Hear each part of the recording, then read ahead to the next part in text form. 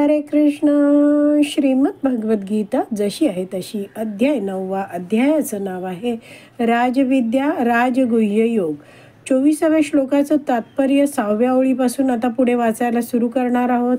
त्याआधी श्रील प्रभुपादांना प्रार्थना करूया. हे श्रील प्रभुपाद, आम्ही भगवद्गीता हा ग्रंथ वाचून समजून घेण्याचा प्रयत्न करीत आहोत. त्यासाठी आम्हाला आशीर्वाद द्या. धन्यवाद प्रभुपाद. ही वस्तुस्थिती न जाणता अल्पबुद्धी लोक क्षणिक लाभांकरिता देवतांची उपासना करतात. तर ही वस्तुस्थिती न जाणता अल्पबुद्धी लोक आहेत ते काय करतात? क्षणिक लाभांसाठी देवतांची उपासना करतात. तर हे सांगणारा 7.20 श्लोक आहे. आपण सगळेच 7व्या अध्यायाचा 20वा श्लोक काढूया. त्यामध्ये भगवंत म्हणतात, कामेस्तेस्ते ऋतज्ञाना प्रपद्यन्त्यान्य देवता तम तम नियमम आस्थाय प्रकृत्या नियता स्वया. ज्यांचे ज्ञान भौतिक कामनांनी हिरावलेले आहे ते अन्य देवदेवतांना शरण जातात आणि आपल्या स्वभावानुसार आराधनेच्या विशिष्ट विधिविधानांचे पालन करतात. तर त्यांची काय इच्छा आहे? भौतिक खूप त्यांना कामना आहेत. त्यांना क्षणिक लाभ हवे आहेत. तर क्षणिक लाभ म्हणजे काय? त्याला संस्कृतमध्ये म्हटलं जातं प्रेयस. तर असे हे जे प्रेयस लाभ असतात ते काही काळच टिकणारे असतात आणि याच जीवनामध्ये संपुष्टात येणारे असतात. तर असे हे जे अल्पज्ञानी लोक, अल्पबुद्धी लोक आहेत ते वस्तुस्थिती जाणत नाहीत. म्हणजे काय आहे? त्यांनी अधिकृत गुरुशिष्य परंपरेतून वैदिक शास्त्राचं श्रवण केलेलं नाहीये. असे हे जे अल्पबुद्धी देवतांचे जे उपासक आहेत, जे लोक अल्पबुद्धी आहेत आणि ते आपल्या क्षणिक लाभांसाठी देवतांची उपासना करतात. तर वैदिक शास्त्रामध्ये कर्मकांड विभाग आहे. तो एक विभाग आहे ज्यामध्ये देवतांची उपासना सांगितली आहे. त्याकडेच ह्या लोकांचं लक्ष केंद्रित होतं. ते त्वरित लाभ प्राप्तीसाठी कर्मकांडाकडेच आकर्षित होतात आणि म्हणून ते देवतांच्या उपासनेमध्ये अडकतात आणि ते भगवान श्रीकृष्णांची जी महानता आहे ती जाणत नाहीत. आणि त्यांना हे सुद्धा माहिती नाहीये की जे लाभ त्यांना देवतांकडून प्राप्त होत आहेत ते लाभ सुद्धा देवता देऊ शकत नाहीयेत. तर देवता आधी भगवंतांकडून ते लाभ घेतात आणि मग त्या स्वतःच्या उपासकांना देवता ते लाभ पुरवतात. तर मात्र देवतांचे उपासक हे सगळं जाणत नाहीयेत. त्यांना वाटतं आपण जी देवता पूजत आहोत तीच सर्वश्रेष्ठ आहे. तर असे हे जे लोक आहेत त्यांचं काय होतं ते पुढे प्रभुपाद देतात. म्हणून त्यांचे संसार सागरात पतन होते आणि त्यांना जीवनाची अभिष्ट सिद्धी प्राप्त होत नाही. तर असे हे जे लोक आहेत ते क्षणिक लाभांसाठी देवतांची उपासना करतात आणि काय आहे? त्यांची भोगी वृत्ती आहे.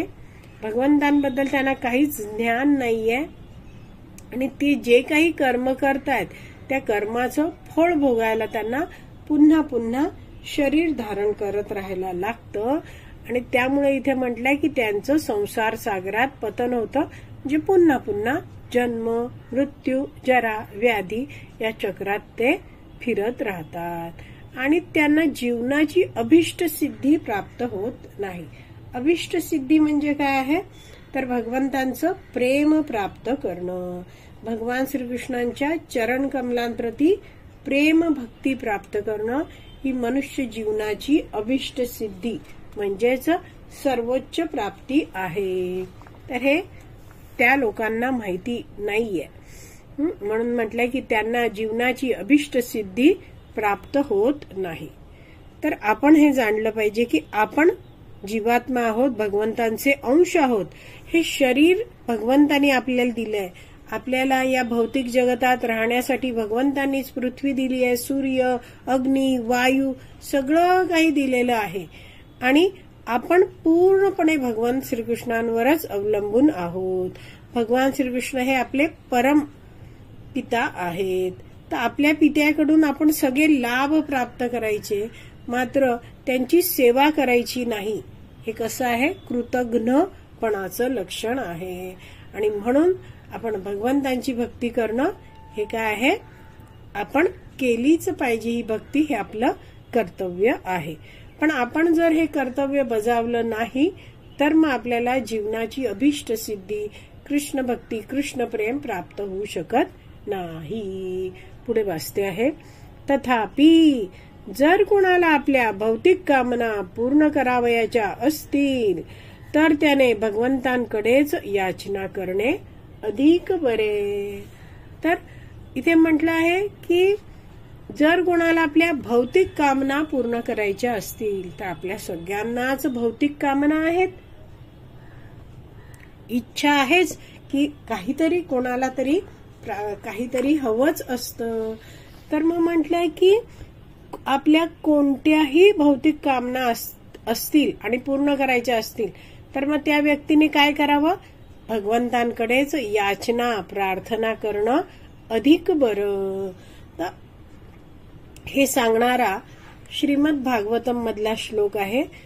श्रीमद भागवतम स्कंध 2 अध्याय 3 श्लोक क्रमांक 10, 2.3.10. यामध्ये शुकदेव गोस्वामी परीक्षित महाराजांना उपदेश करताना सांगताहेत, अकाम सर्व कामो वा मोक्ष काम उदारधिः तीव्रेण भक्ति योगेन यजेत पुरुषं परम. उदार बुद्धीचा मनुष्य मग तो सर्व कामनांनी भरलेला असो, निष्काम असो किंवा मुमुक्षु असो, त्याने सर्वतोभावे परमपुरुष भगवंतांची उपासना केली पाहिजे. तो कोणतीही कामना असो, त्यांनी काय खूप साऱ्या कामना आहेत विविध प्रकारच्या, त्यांनी सुद्धा भगवंतांकडेच कामना केली पाहिजे, भक्ती केली पाहिजे. एखाद्या निष्काम आहे, त्याला काहीच नको, त्याला केवळ भगवंतांची भक्ती करायची आहे, तर त्यांनी भगवंतांचं भजन पूजन करतच राहायचं आहे तीव्रतेने. आणि एखादा आहे तो मोक्षकामी आहे, म्हणजे मोक्षाची इच्छा हवी आहे त्याला, तर त्यांनी सुद्धा भगवंतांचीच उपासना केली पाहिजे. तर जेव्हा व्यक्ती असा तीव्रेन भक्ती योगेनं करतो तेव्हाच त्याच्या जीवनाचं कल्याण होतं. आणि काहीही आपल्याला हवं आहे तर भगवंत आपले पिता आहेत, परमपिता आहेत, तर त्यांनाच मागणं योग्य आहे. तर एक काही खास बात आहे भगवंतांकडे मागण्याची, ती वैष्णवाचार्य समजवतात की जेव्हा आपण आपल्याला हवं ते केवळ भगवान श्रीकृष्णांकडे मागतो त्यावेळी भगवान श्रीकृष्ण ज्या आपल्या इच्छा असतात त्या हळूहळू स्वच्छ करतात. तर भगवान श्रीकृष्ण काय करतात? आपण जे कार्य करतोय, जे काही मागतोय, त्यामध्ये भगवंतांच्या भक्तीसाठी ज्या कोणत्या गोष्टी आवश्यक आहेत त्या गोष्टी भगवंत आपल्याला देतात.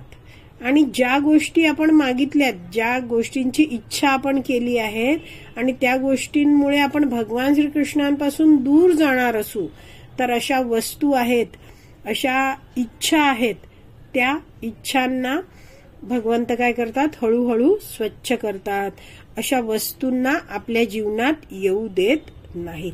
तर भगवंत आहे ते वडिलांप्रमाणे आहेत. तर वडील आपल्या बाळाची जशी काळजी घेतात तसेच भगवंत हे जे जीव आहेत त्यांच्याकडे याचना करणारे त्यांची काळजी घेतात आणि त्यांच्या अयोग्य इच्छा आहेत त्या स्वच्छ करतात.